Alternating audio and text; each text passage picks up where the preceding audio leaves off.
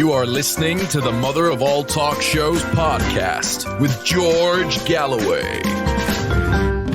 And this is London, but coming to you, of course, all over the world, thanks to the wonders of the internet, as a local terror attack was not foiled, but cut short by anti-terror police who were actively surveying a terror suspect and shot him dead this afternoon on a street where I used to live for nearly 20 years. In fact, exactly 20 years, and only a couple of hundred yards away. And so, as I watched the story unfold this afternoon, it was of personal importance to me. Here's what seems to have happened.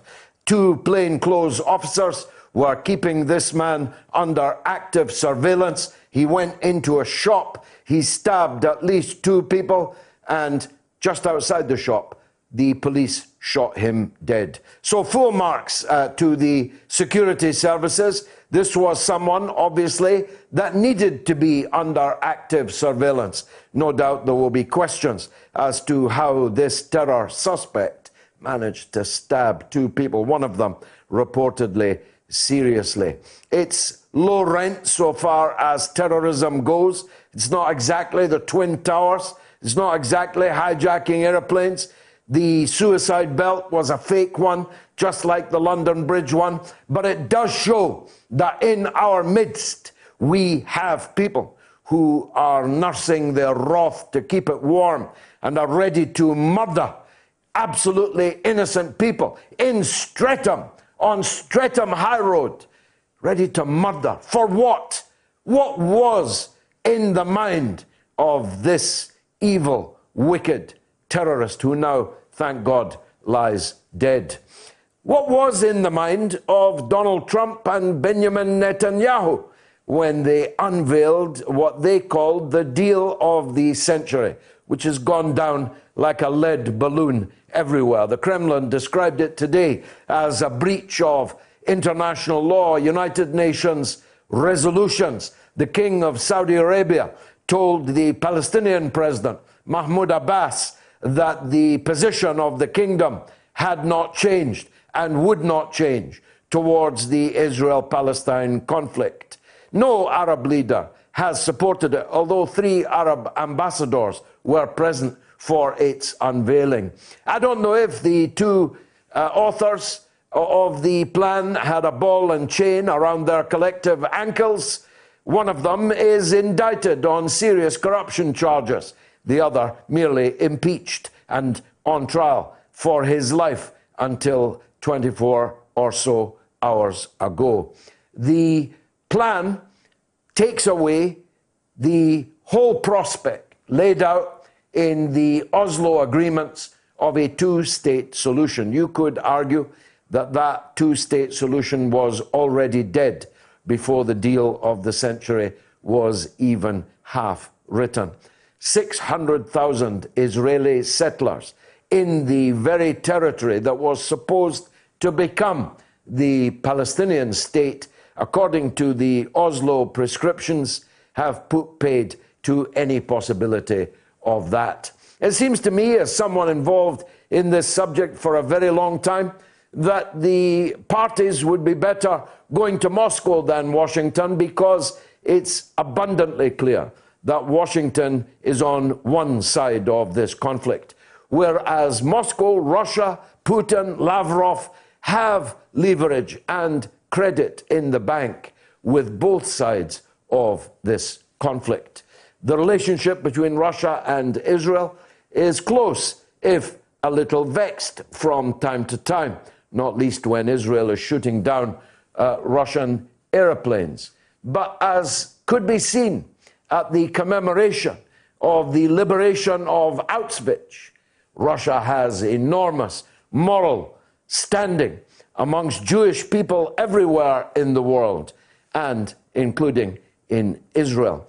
The best thing would be for the United Nations Security Council to return to this subject and stop allowing American freelance operations to undercut existing international law, existing United Nations resolutions. We'll be talking to a venerated expert on this subject, the editor of Middle East Eye, David Hurst, in just a few minutes' time.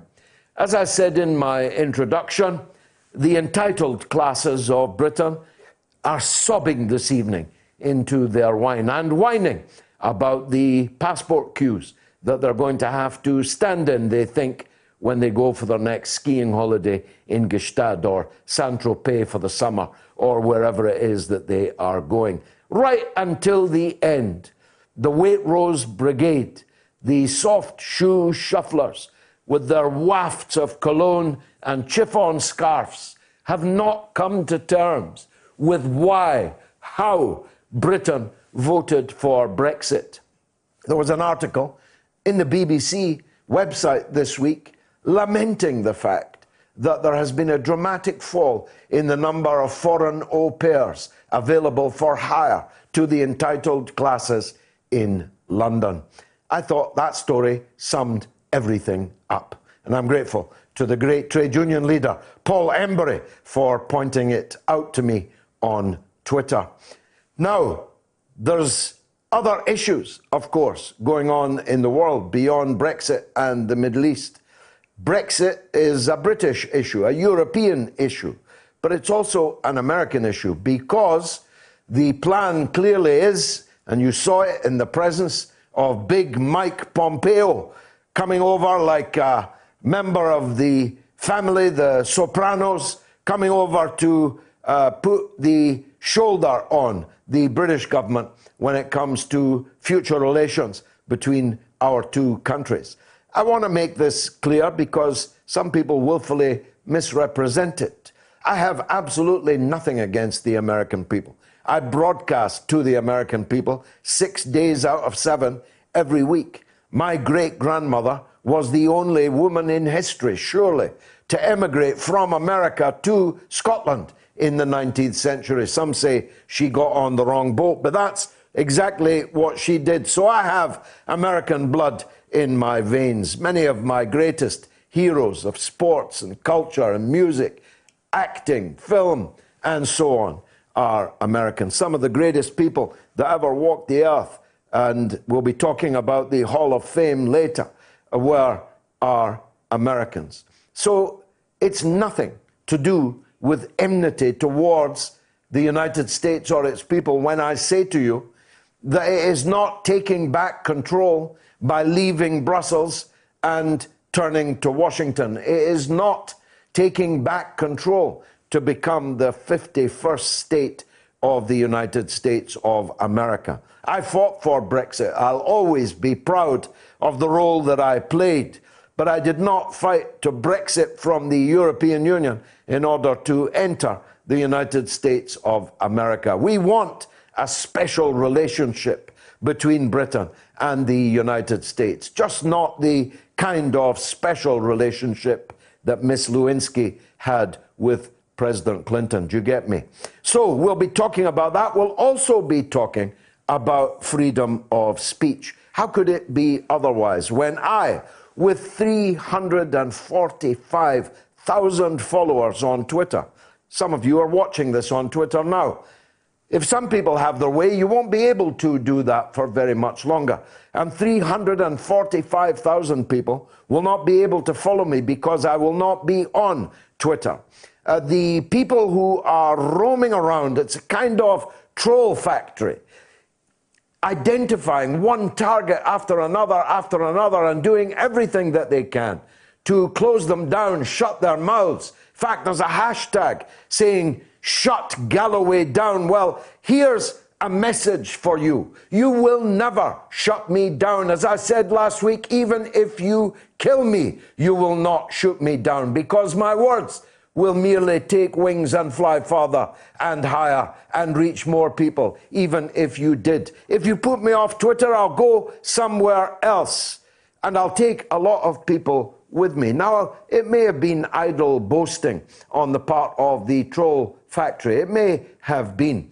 Early signs are that there's nothing to worry about. But when people with blue ticks dedicate themselves to shutting me down, It's not about me. It's about my message, my analysis, my narrative, which you may or may not agree with, but want nonetheless to hear.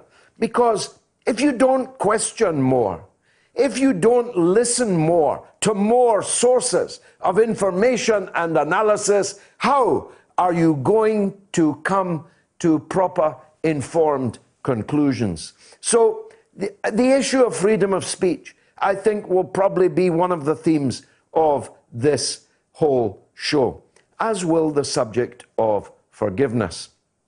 We'll be talking in the second hour to Matthew Goodwin, the doyen of political scientists, the man who's analysed everything correctly throughout the Brexit saga. We'll be talking to him about what goes beyond Brexit.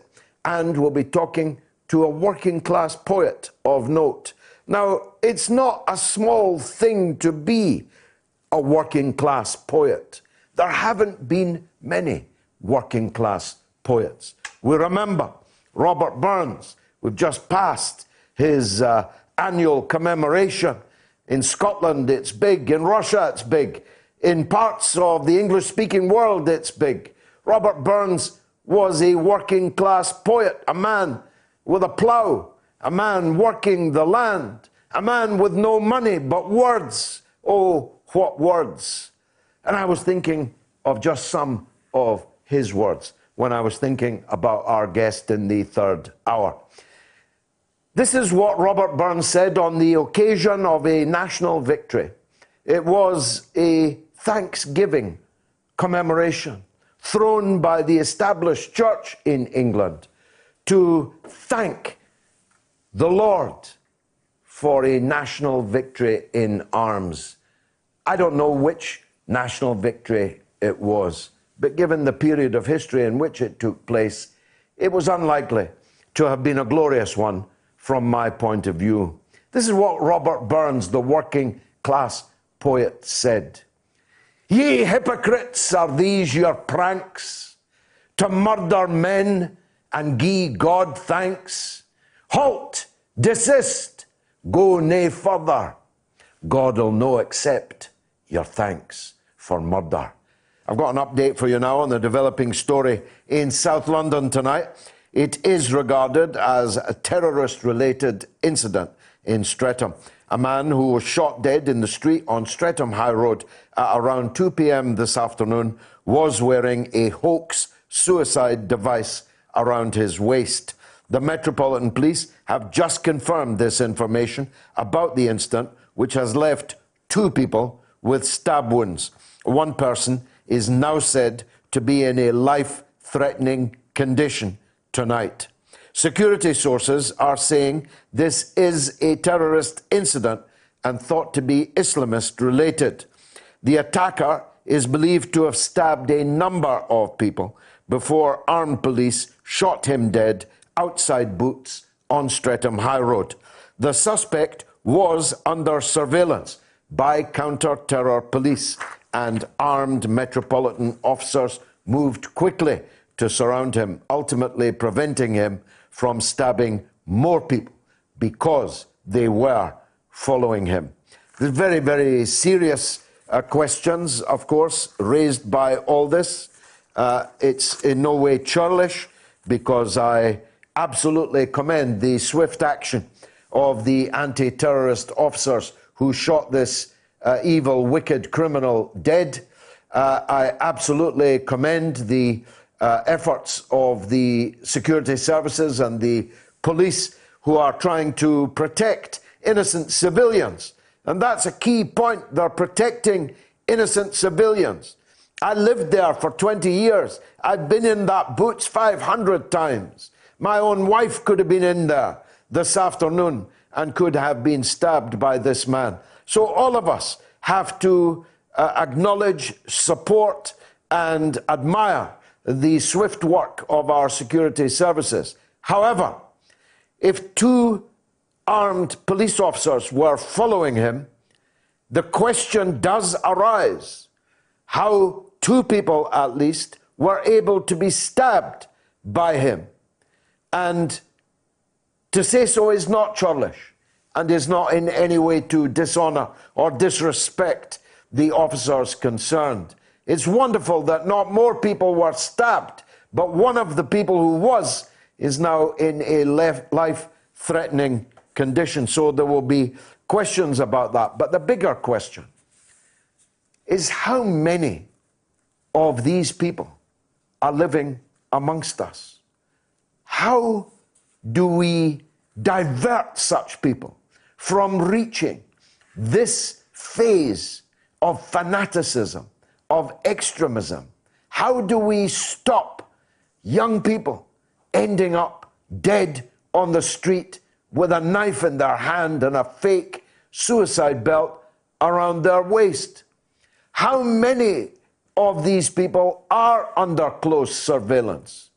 Are enough of them under close surveillance? Should more of them be under close surveillance? Have we got enough and enough of the right kind of intelligence officers, of anti-terrorism officers? These are all big and important questions. Buzz Goyminton says the only solution is a clean break, cut all ties. Then you have the freedom to negotiate a trade deal. It's not rocket science. And old Codger says, I feel the EU have abused us. We deserve better, and so do the other European countries. And Lily Belladonna says we need a deal that protects jobs and workers' conditions, that maintains freedom of movement and access to programs such as Erasmus, that maintains environmental standards, works collaboratively to establish climate change. Well, Lily, you'll be pleased that the Labour front-runner for the Labour leadership, Sir Keir Starmer QC, has endorsed your message. He wants to bring back freedom of movement of cheap labour from East and Central Europe, whether we're in the EU or not, imagine. Now, that's a point of view that might look sensible if you are one of those suffering from the shortage of foreign au pairs, if you are lacking a Slovakian barista to dish out your macchiato quickly, efficiently and cheaply and look good while doing it.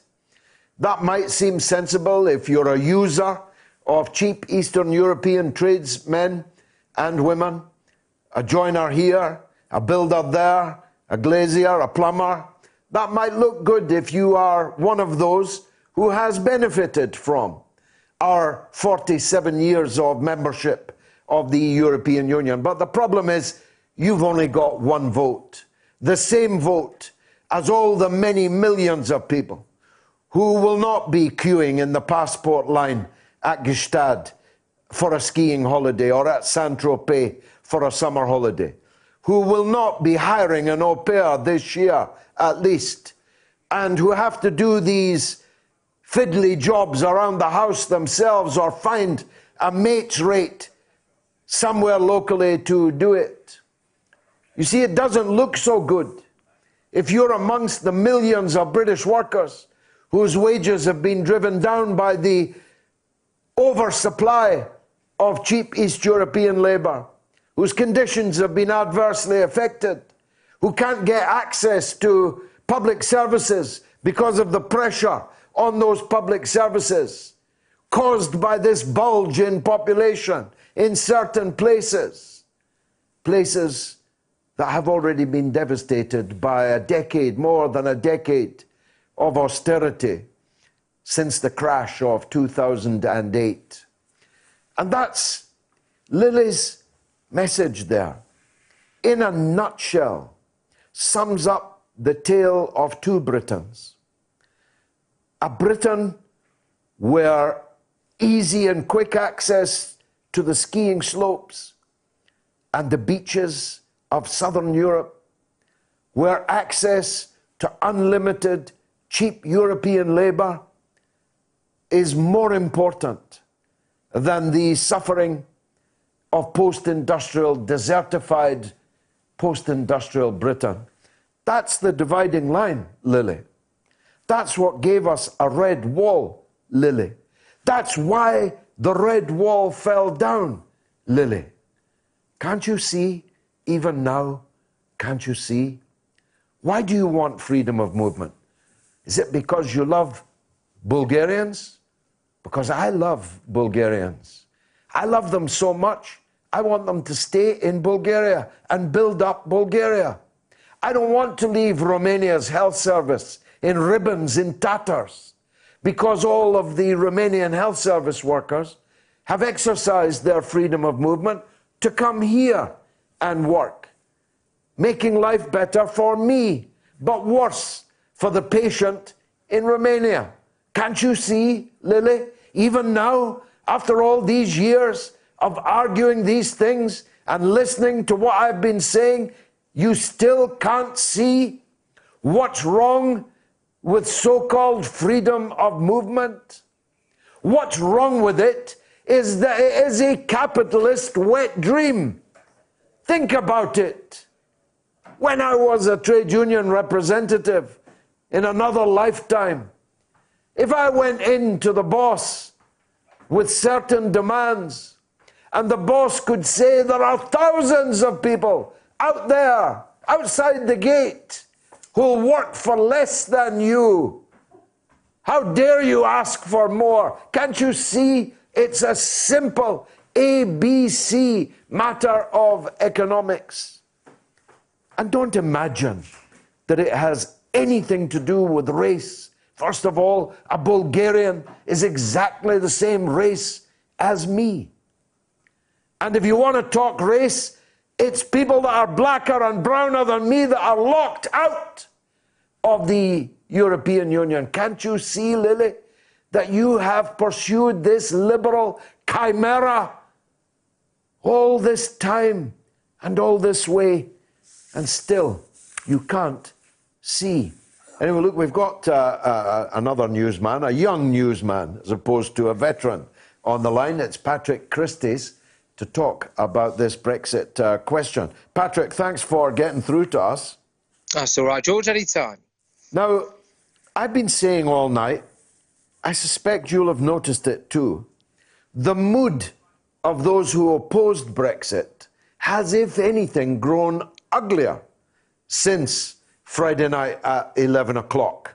They've gone into overdrive in their caricaturing of the Brexit majority in this country as thick, northern, racist, etc., and crying into their wine about the passport queues that they expect to be in very shortly in Gstaad. Have you noticed that?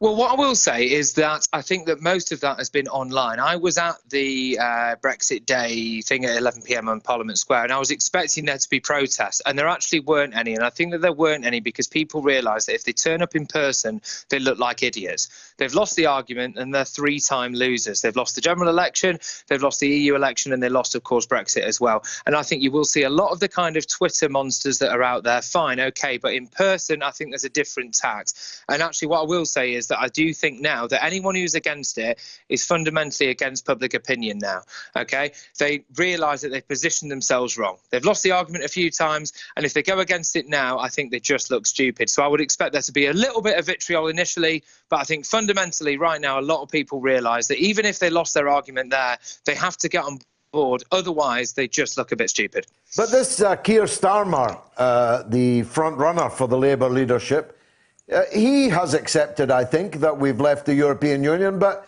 he wants to reintroduce free movement of cheap labour, whether we're in the EU or not. How's that going to fly?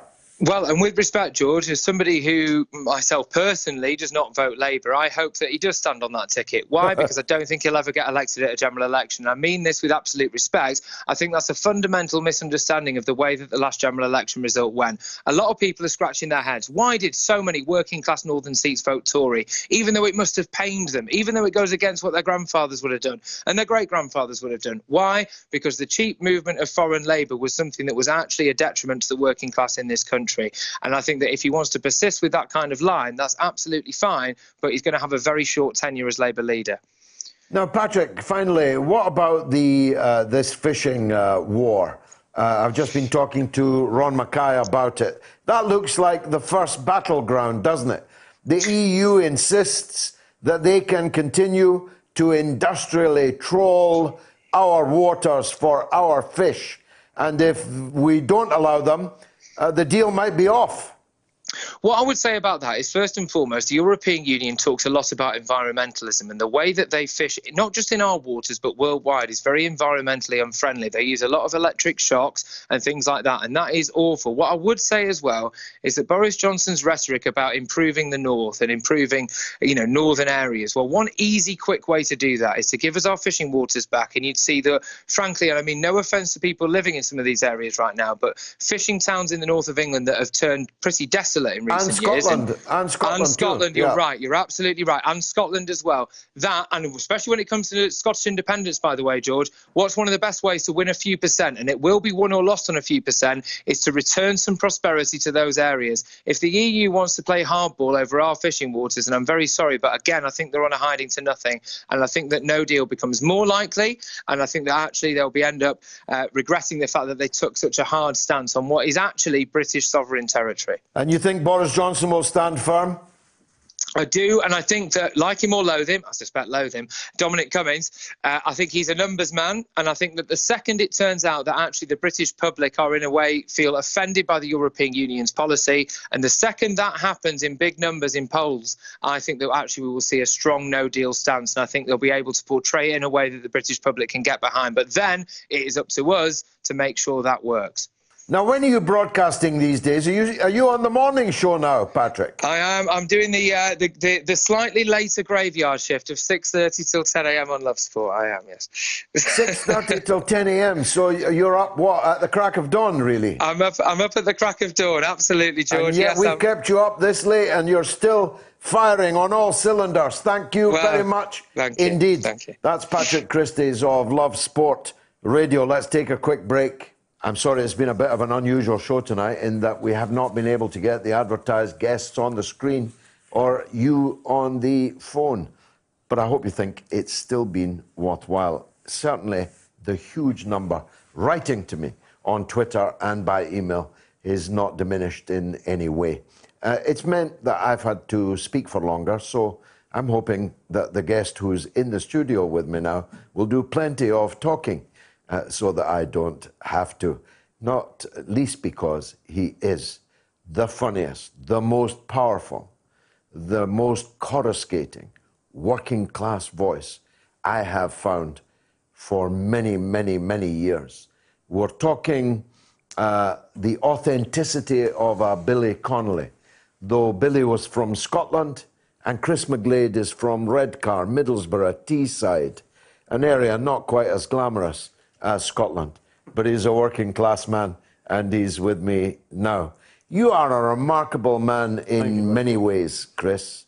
You're a steel worker who became a comedian on the circuit, the pubs and the clubs, and then you ended up at the Edinburgh Festival talking to the massed ranks of the culturati of Scotland and England that go to that Edinburgh Festival, and you're about to make your West End debut in Soho, in the Soho Theatre. We'll get all the details up on the screen.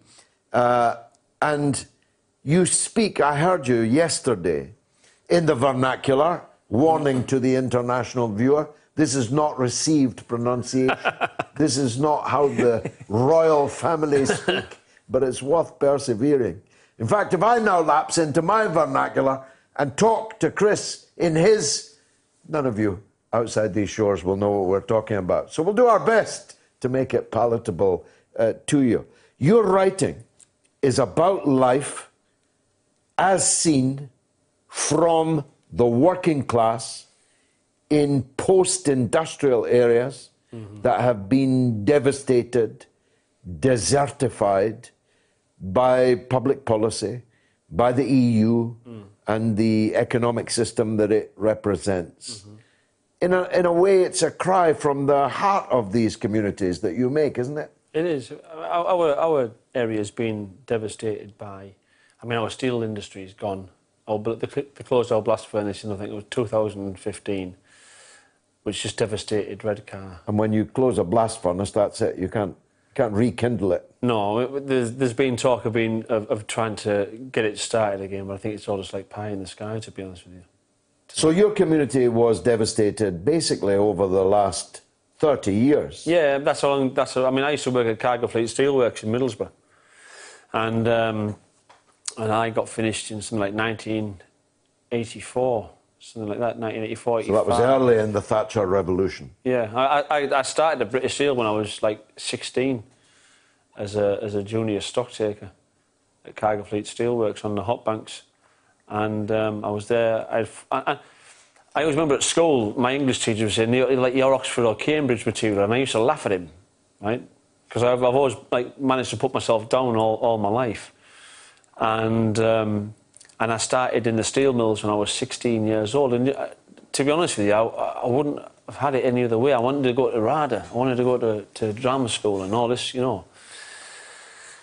And I kind of had a bit of a resentment, the fact that I never made those places. But when I've thought about it, especially when I wrote Forgiveness, I kind of cast my mind back across my life and the relationships and the things that I've done going into the steel industry and then ICI after that, before I became a stand-up comedian. I wouldn't change those things for anything. No, because they, just like Connolly, they gave you the material that you turned into comedy, didn't they? Well, the people you met, the things you did. You wouldn't have been that funny if you'd gone straight to RADA at 16. Yeah, I appreciate that, but it's also the people that I met and the friends that I've made, you know. People go on about Liverpool being a funny place, and it is a funny place. My old fellow always used to say to me, like, you know, humour was born from adversity, and I agree with that. But like there's been adversity in Liverpool, and everybody concentrates on Liverpool as being a funny place. Middlesbrough and Teesside is so funny. Do you know what I mean? There's that much humour there. People laugh. Virtually is one of those situations whereby if you don't laugh, you cry sometimes. You know, and I wouldn't have changed my life growing up through all of those things and meeting those characters and the people in my area. You know, it's part of who I am. Let's turn then to Forgiveness. Let me paraphrase. Somebody murdered your father with his bare hands and then set him on fire, and you've forgiven them. Not many people will understand that. Okay, so it was in 2011 and I was in Billy Elliot in the West End, and my father had a friend who was homeless. He was alcoholic. He lost his job. He didn't have anywhere to go, and he went round to my father's house wanting somewhere to stay. And my father said, yeah, OK, then you can stay here. And that's as much as we know for certain. The stuff that came out in court was an argument started. He wanted money for drink or wanted more drink, and Dad wouldn't give him any money, so he strangled Dad for 5 minutes and then robbed him, set his body on fire to cover his tracks, make it look like Dad had had a cigarette in bed or whatever. Went off to Tesco 24 to get some more alcohol or drink. Came back, checked that the fire was going, and off he went. And I mean, we found out the following day, on the Saturday, that Dad had died. We thought that at that time, the police were just telling us there'd been a house fire. But I mean, I went to the house, so I drove over to my father's house, and it was like that scene from E.T. where they've got the plastic tent over the front of the house and these people in white suits and masks and all this, you know, and it didn't look quite right to me. And then we found out the following day that he'd been murdered. And then it's a strange thing. My father was a very reverent man. He was a very un-PC man. But he had a massive heart and a massive capacity for laughing and the crack all the time, you know. And the police... He was Irish, right? Well, he was the grandson of an Irish immigrant, and Dad never took anything seriously. He was always ribbing people all the time, but it was always done without malice. There was never any malice there, even though some of the things he said were outrageous. And when the police on the Sunday came to the house, I was in our conservatory, and 4 of the biggest detectives you've ever seen in your life came into the house and said that, you know, your father's been murdered, he was strangled and he was set on fire, and I broke down. And I won't spoil it because I don't think if people want to come and see the show, when I came right, I looked at the conservatory window and I cracked probably the most un-PC joke that I've ever cracked in my life. And I started to laugh.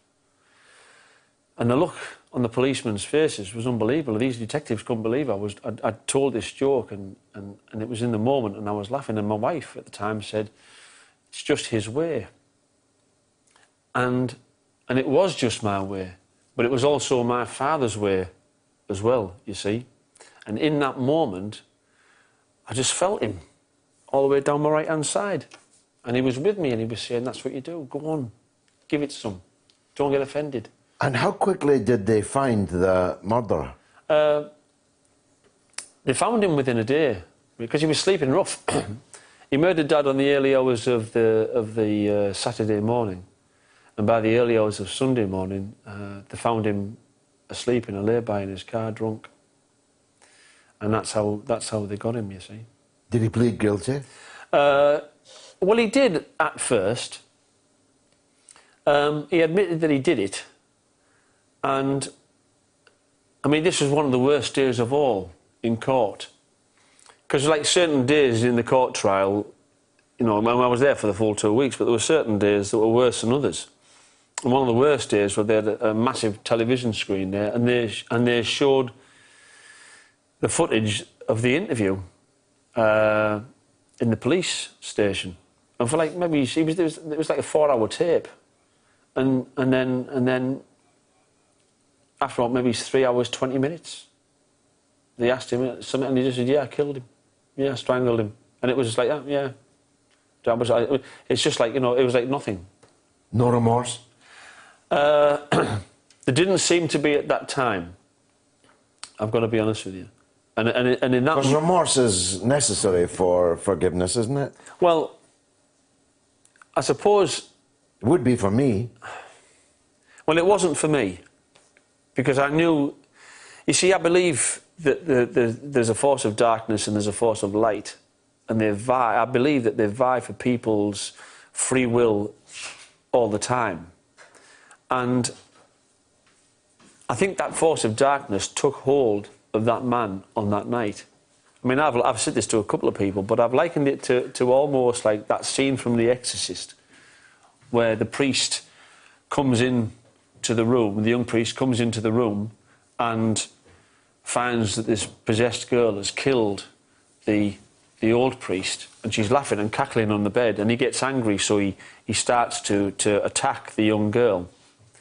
And then he's on top of her, and he says, "Well, come into me," and that force of evil comes into him, and he's about to strangle the young girl, and he throws himself out the window and, of course, breaks his neck. And the policeman comes down, and he said, "You want the last rites?" And he says, "No, I want to take this to the grave." And that's what I wanted to do. And I felt the only way that I could end that darkness and stop that darkness from spreading out anywhere else in that moment was to forgive. And do you... I mean, it's within your rights to forgive the man that murdered your father. But do you advocate that for everyone? Do you advocate that we should all forgive, however heinous the actions of others? It's a very personal thing. And I couldn't tell anybody to forgive because it has to come from within.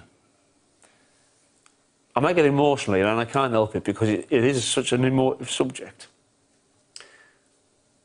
But one of the proudest moments, and there's been a few proud moments since I wrote Forgiveness, I did a preview of Forgiveness in a club in Middlesbrough called the Westgarth Club. And 2 people travelled all the way from Milton Keynes, over 200 miles, to come to Middlesbrough to watch this show of mine. And one of the people, this lady, her cousin had been murdered, stabbed however many times. And after the gig, and the gig's full of laughter and it's full of tears and it's full of poems and it's full of everything. After the gig, she said to me, "You started me on that road to forgiveness." And that was one of the proudest moments, Because, you see, when I wrote Forgiveness, I just wrote it basically as a eulogy to my father.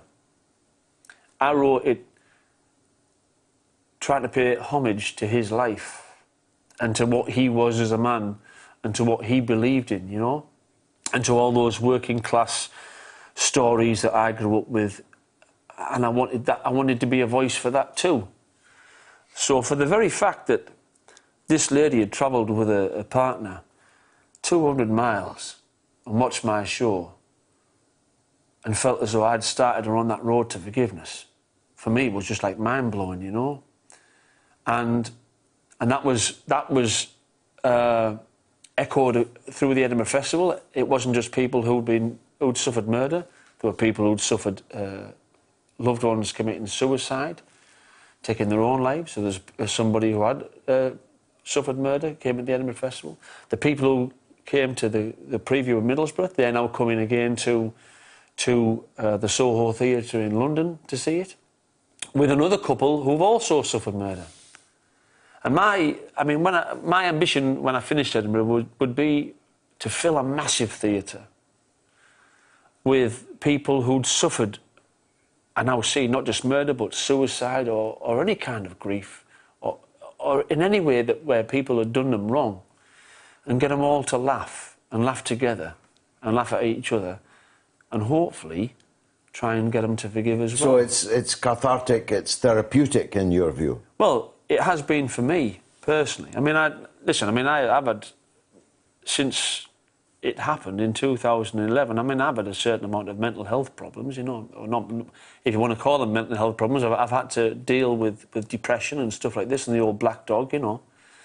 And I've had to have counselling through the Homicide Victim Support Group. And last March, I was kind of like a bit of a guinea pig because they tried out this new therapy called TIR, Trauma Impact Reduction. And I went down to Bradford to the Homicide Victim Support head office and we did that. And it was like open-ended. There were no time limits or constraints upon it. And I was there for 6 hours and there was all kinds of stuff coming out. Do you know what I mean? And that was great for me. But doing the show, it's kind of like put me back in touch with my dad. Yeah, how do you turn it into a show? You said that there's lots of laughs, and there is. Yeah. I mean, I've read the reviews, and yet it doesn't seem like a laughable subject. Right, so... That's your comic genius, really? Well, so I fought this political campaign in Redcar from like 2006 to 2004 to 2010. And when I finished, I went through all kinds of torture. But we beat our council and Persimmon Homes in the House of Lords and changed the law in this country. And we uncovered potential corruption and all this and that and the other. And we scattered the protagonists to the four winds. And then I got a part in Billy Elliot, and then halfway through the contract, Dad was murdered. And from that moment, there was like... I'd changed as a man. I've gone through all this thing with campaign and then Dad's murder, and I was like a crazy thing online all the time, looking. I couldn't stand the thoughts of injustice and hypocrisy and corruption and all of this. You know, I wanted to understand why men or women did wicked things. Do you know what I mean? And I went online one time and I found this study. I think it was written by a Jewish guy, and it was about humour in the death camps and how these poor people in places, evil places like Treblinka and Auschwitz, Sobibor and these kind of places, still found it within themselves to laugh at their situation. And they made jokes about their situation. And I found that like fascinating, you know. And when I started writing Forgiveness, I was kind of like in the same position because I felt as though there was a message there to take out to people. Mm. But I'm a comedian. That's what I do for a living. And so what I tried to do was I tried to amalgamate that working men's club style of comedy where I started in Redcar and Middlesbrough and Teesside, I try to amalgamate that with the more thought-provoking, metropolitan, liberal, talking heads kind of comedy. Yeah, that's going to be quite a big leap. Well, you've already made it, actually, at the Edinburgh Festival. The Edinburgh Festival is as far away from a working man's club in Redcar as the Soho Theatre is going to be. You nervous in any way about facing a West End crowd? I was more nervous coming here tonight. I've seen you perform. You perform with such power. I'm sure you're going to blow them away. When does it start? How do people get tickets? I am at the I'm at the Soho Theatre from Wednesday the 26th of February. 26th of February, yeah. Wednesday to Saturday the 29th, inclusive. 29th. 3 nights. 4 nights. In the West End. There's nights. your... there's the poster, actually, on screen now. Soho Theatre, Chris McGlade, Forgiveness. It's a rather fetching poster picture, that one, actually, Chris. I think it's been airbrushed in certain parts. I think there's a wee bit of makeup there. What's introduced Claire Grogan. Claire Grogan did those. She's a top-class photographer. Not Claire Grogan, the singer. No. She has the same name. Fantastic. Well, I'm definitely going to be there. I hope you are. 26th of February to the Saturday the 29th. 4 and nights. where does it go after that? Well, this is the thing, you see. When the promoter saw it at the Edinburgh Festival, and this sounds immodest, I've never been immodest in my life, I just tell it as it is, good or bad. But when the promoter saw it in Edinburgh, he was absolutely blown away.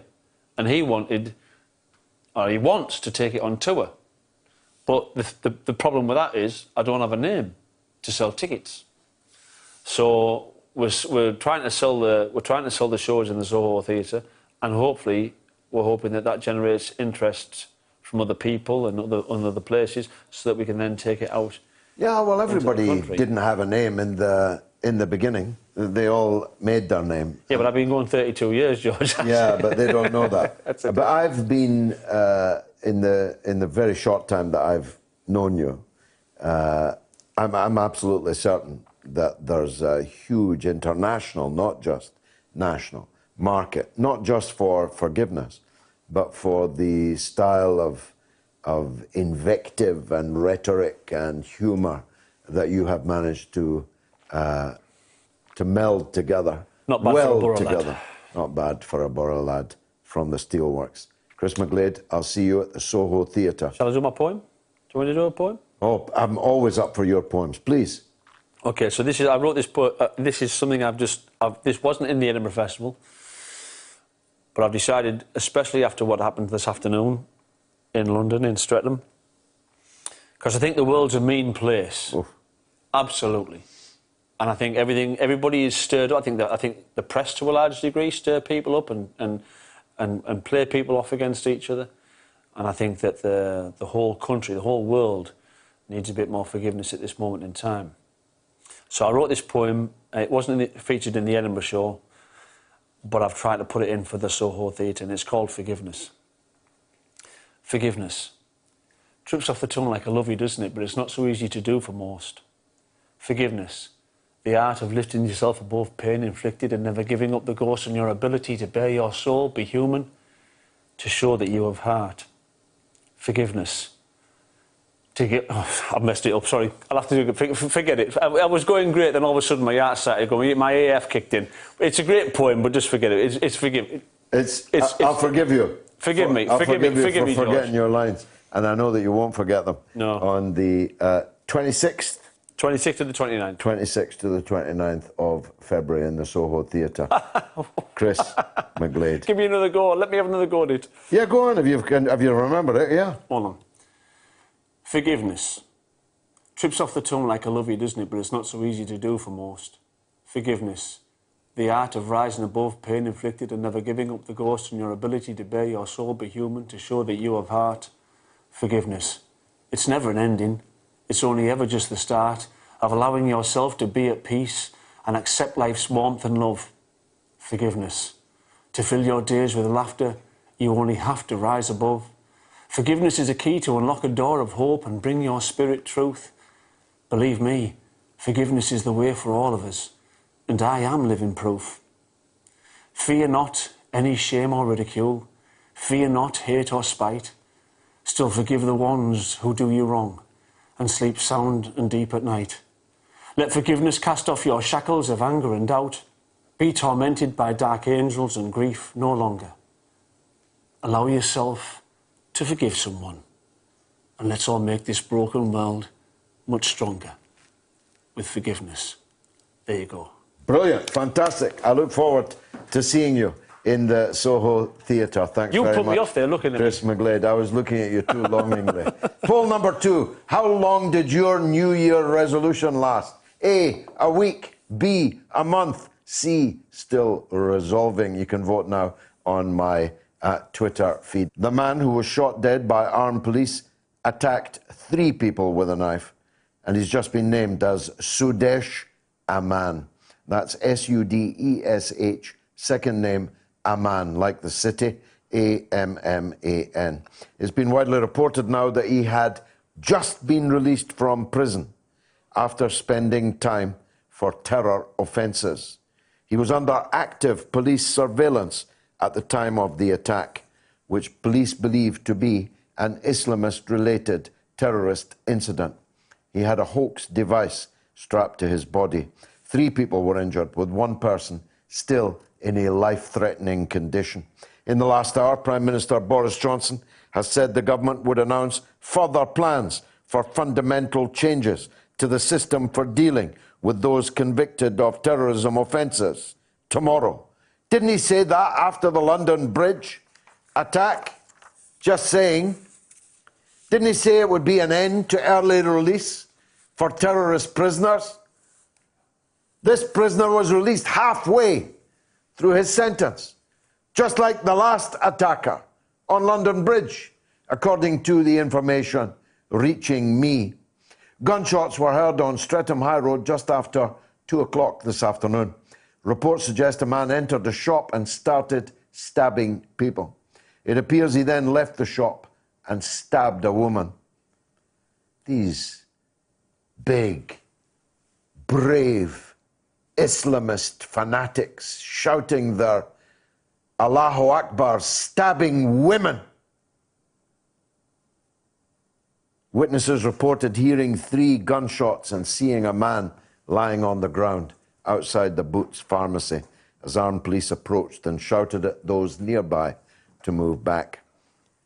The attacker had been released from prison at the end of January, that is 3 days ago, after serving half of his 3-year sentence. How do you get a 3-year sentence for a terror offence?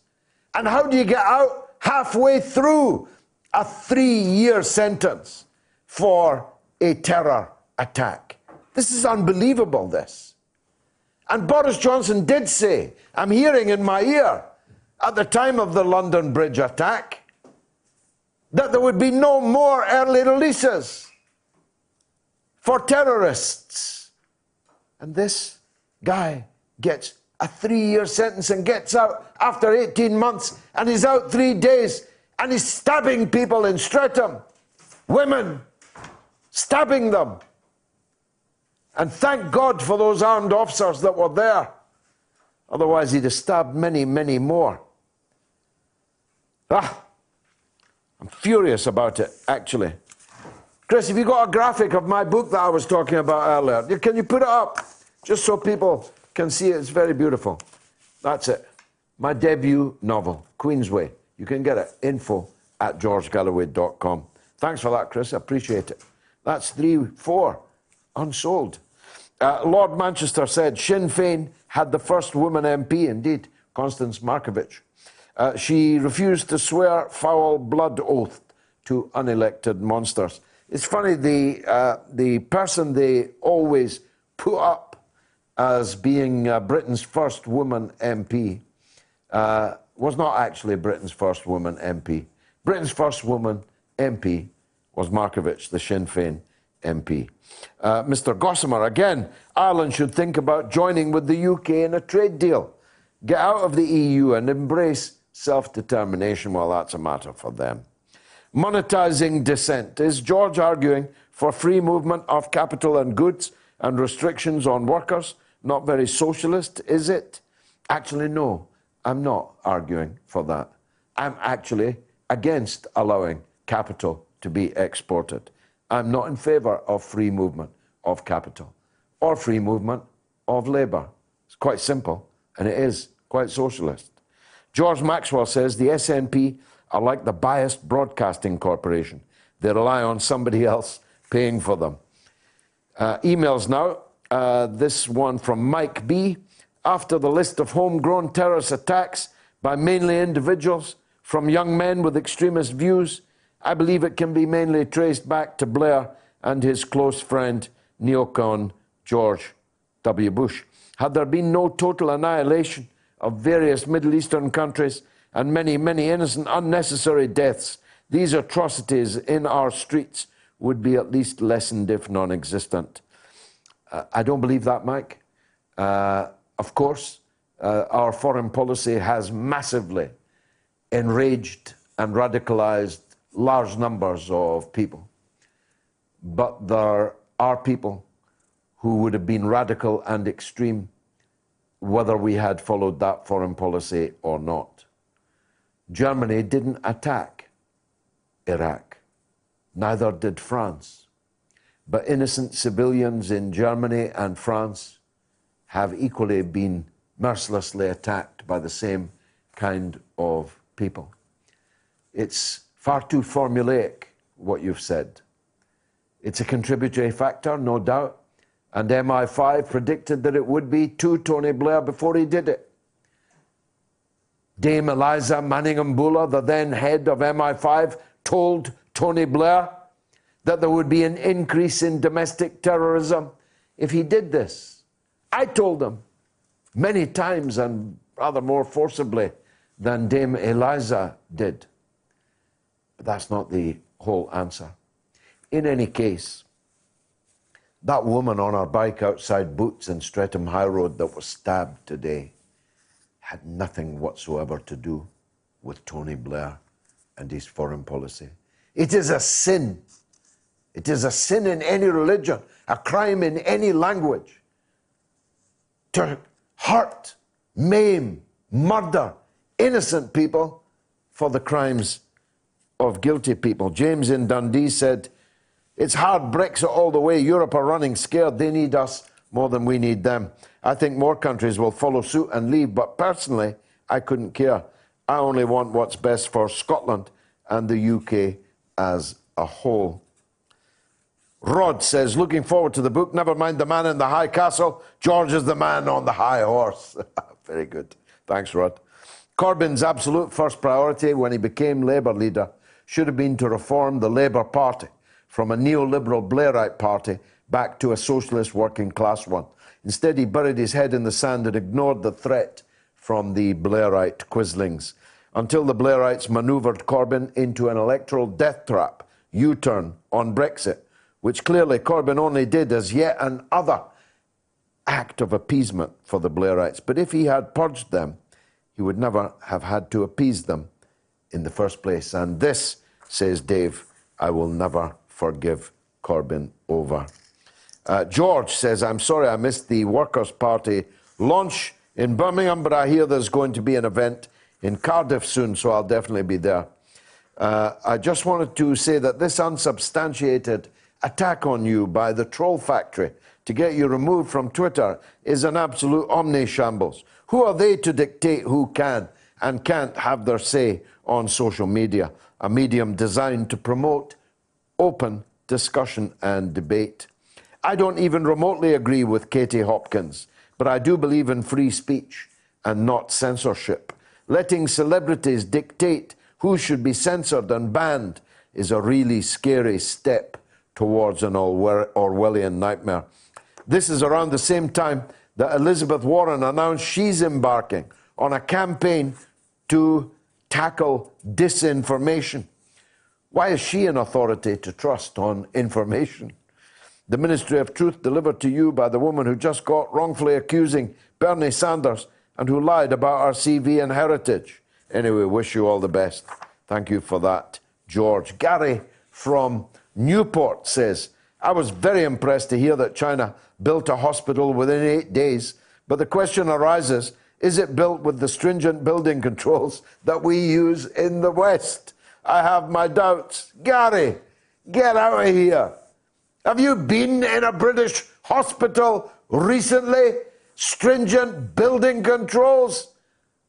My goodness, man. I cannot believe this kind of thing. I just heard on our own news that the Chinese had failed to build their hospital in 5 days and that it took them 10. Have you looked at the HS2 project, which is already years behind schedule and double the price? £100 billion, years behind. If this outbreak had happened in Britain, the health service I heard about yesterday from Dr. Bob Gill would already have collapsed by now under the pressure of it. And don't get me started on the United States, where they don't even have a health service at all.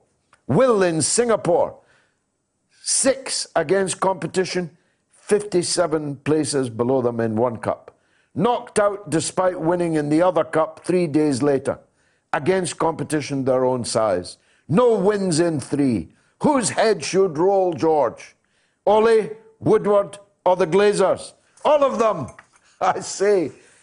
Ole Gunnar Solskjaer has won 10 Premier League games in 10 months.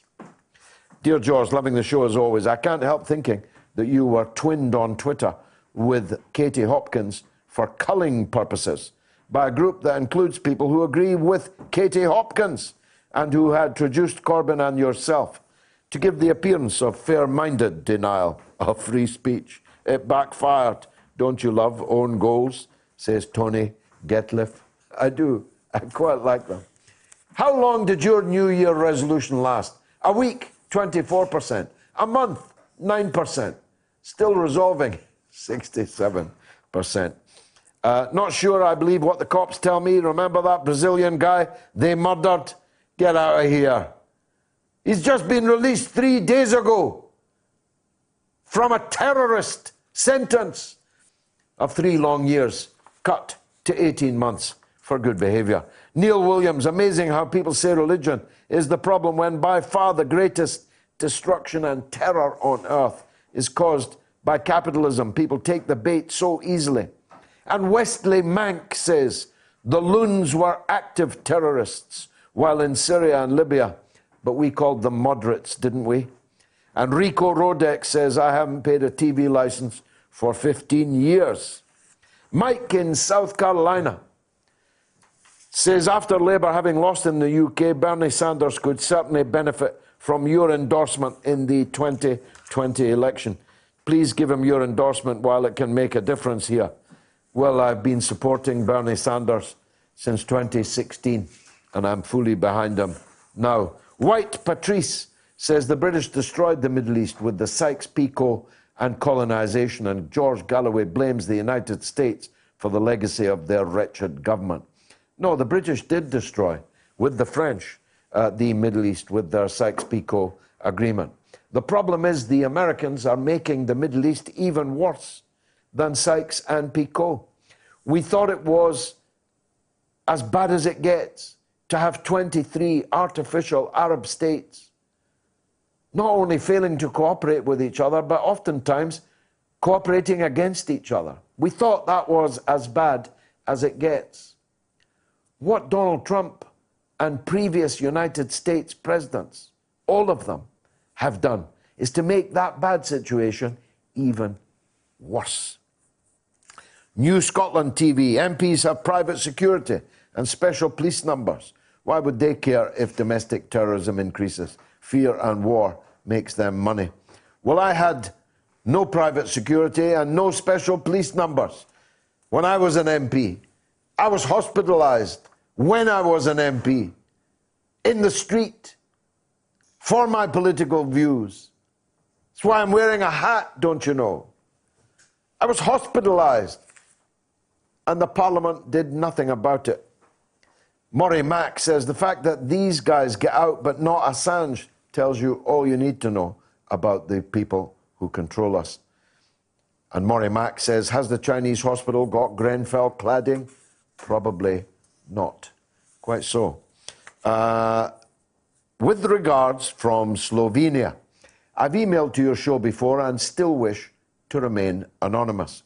Congratulations on finally achieving Brexit, even though it wasn't done the way you'd like, but it's a victory nonetheless. Let's hope the other EU nations leave before the entire charade collapses. For the Hall of Fame, I'd propose 2 candidates that I'd reckon are close to your heart. Fidel Castro and Che Guevara, the icons of the Cuban Revolution.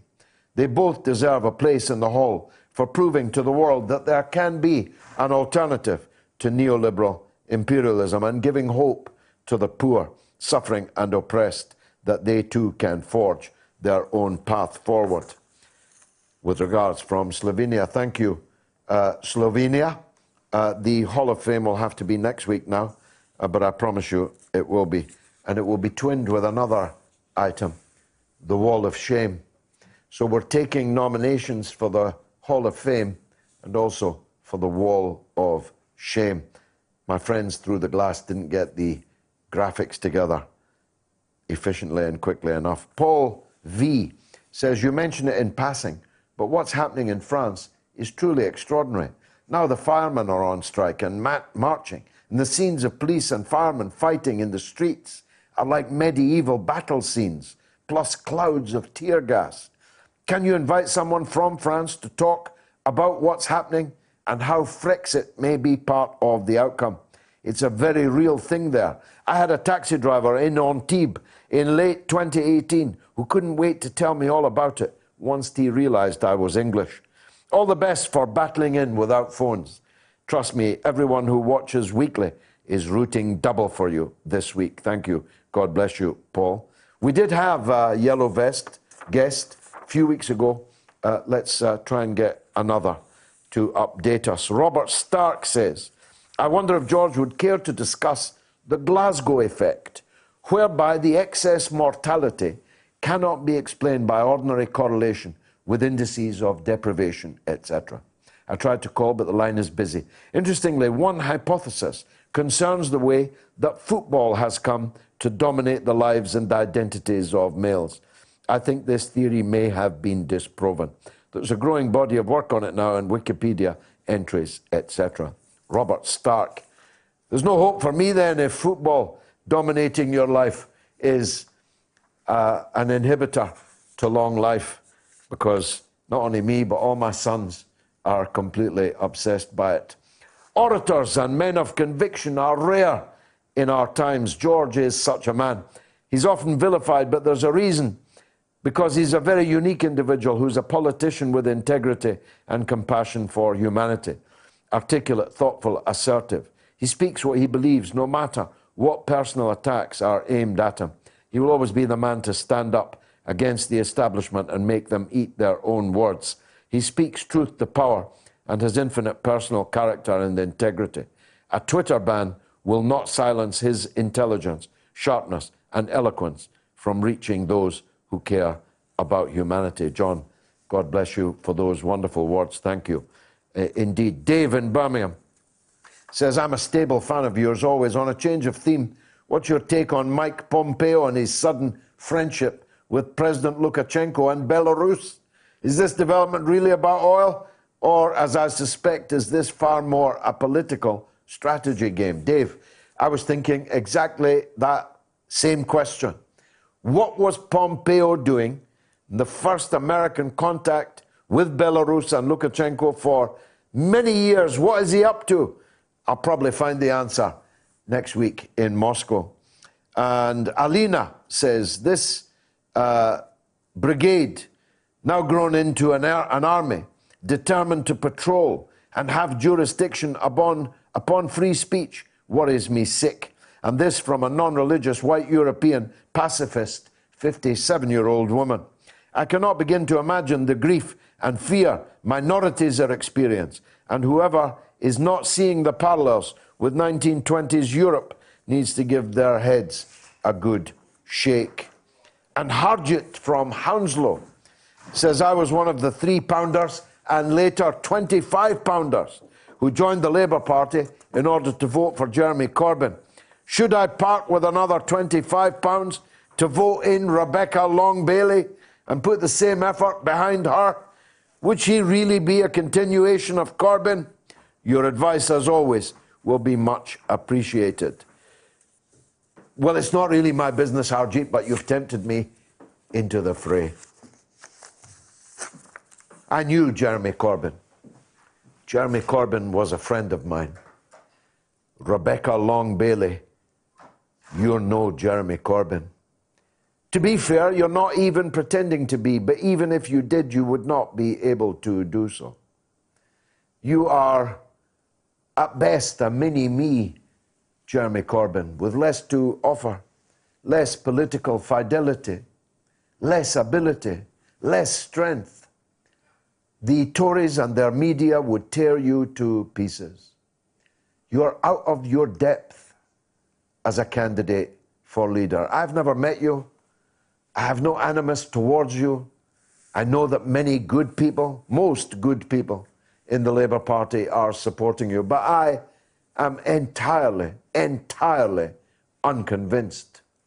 And so, Harjeet, I wouldn't part with the £25 if that's what it is, because I think that election is already lost. I think that Sir Keir Starmer has already won the Labour leadership. And I don't say that because it's in my personal political interest, although it is, because I'm the one on here that pleaded, beseeched, demanded that Ian Lavery stand for leader, which was the diametric opposite of my own political self-interest.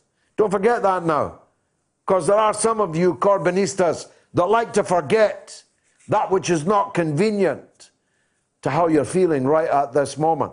I was the one who said only Ian Lavery could match up to Jeremy Corbyn, and that if he did not stand, then the Labour Party would go back to the future. New Labour is on the way. Sir Keir Starmer will bring back, trust me on this, Sir Keir Starmer will bring back Chuka Umunna and Luciana Berger and all these that deserted Labour and stabbed it in the back. All these that went off and became Tigs and then Liberal Democrats, they'll all be back. All of them. Even big Mike Gapes of Arabia will be back.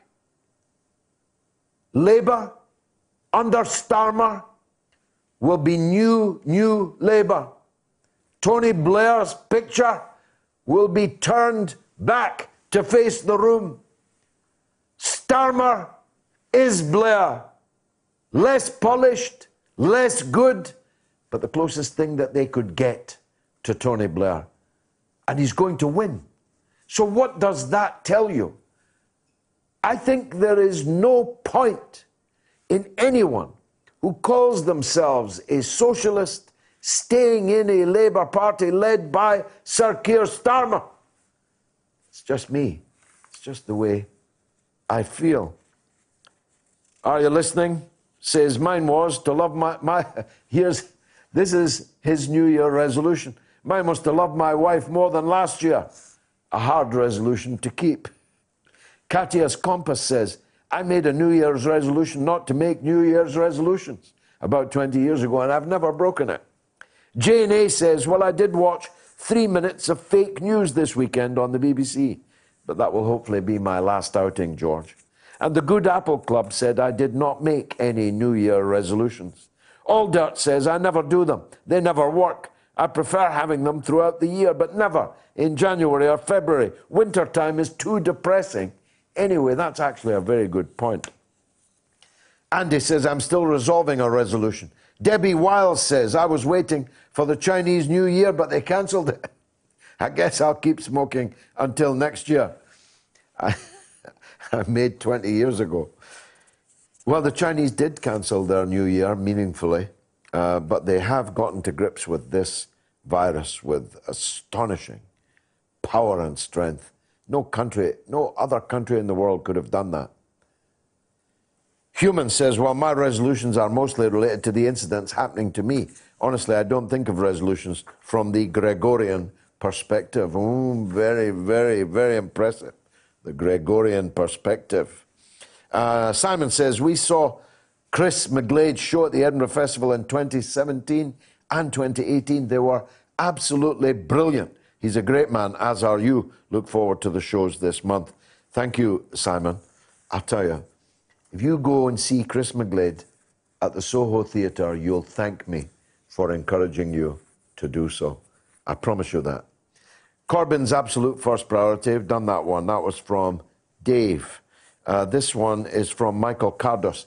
I recently switched from Labour to the Workers' Party of Britain as I believe our interests will only be fully represented with the comrades I have found there and their experience from the working class. I was a Remainer and now I'm a pragmatist and will work to make Brexit successful.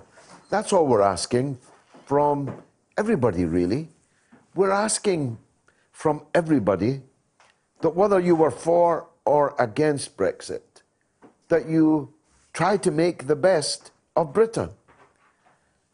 Of course, we've got a government that many of us don't prefer.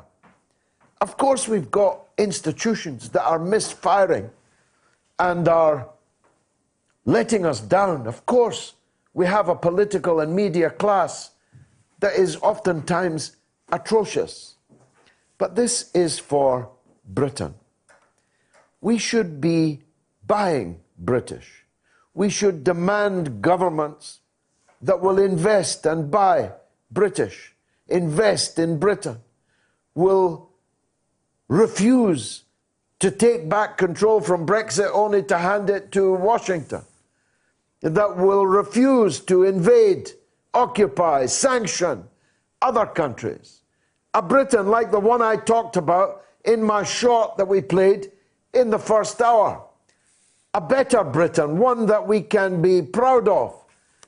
Now, it'll take time to get there, but we, all of us, can make a change in ourselves. We can become that little bit more thoughtful and patriotic. If we can, let's spend in Britain. Let's invest in Britain. Let's work hard in Britain. Let's try and make our country the best thing it can be. We have the chance to do that now. We haven't had it for 47 years when we were ruled by a system and by people that we did not choose, that we did not elect, and we cannot refuse. I'm not a flag-waving kind of guy. My flag is red rather than red, white, and blue. I'm not one of these scoundrels who blow the patriotic trumpet to try and march you into a fake cause or a devastating war. I'm not one of these people, but I do believe in our people. I believe in Wat Tyler and John Ball, the leaders of the Peasants' Revolt. I believe in the Chartists. I believe in the pilots of the Royal Air Force who saved us in the summer and through the winter in 1940 and 41, without whom we would have been overcome, overrun, and I would have been speaking to you tonight in German. I believe in Britain. Let's be the best of the British.